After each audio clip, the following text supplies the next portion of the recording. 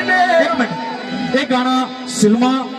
जी का और मेरा दोनों का लिखे है, गाए का भी इसी सिल्मा ने, राकेश राठी ने नहीं ओम प्रकाश ने ते सुभाष ब्रह्मण ने गाया। ये गीत थोड़ी नजर कर रहे हैं फौजी वीरे के उपर गाना 10 मिनट के अंदर खत्म कर रहे हैं। वो कर दिल कलिदा लगदा नी मेरा हर वेला दिखणियां फोटोआं तेरा कर दिल कलिदा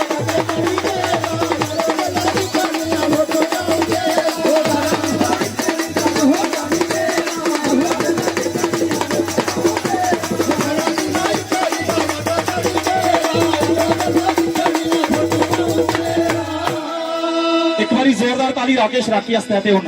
इसे गाने की अगे मेरे कने बधा दें अजय कुमार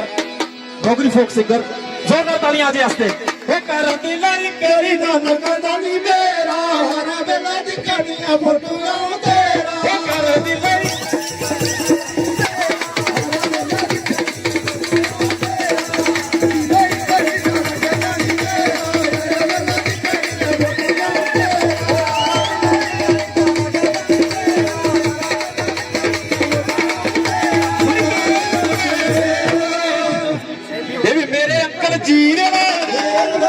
साबका सरपंच साहब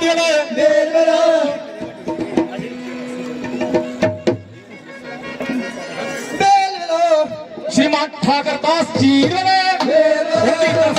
साहब जोगराज हुरान शिवचंद मलोटू हुरान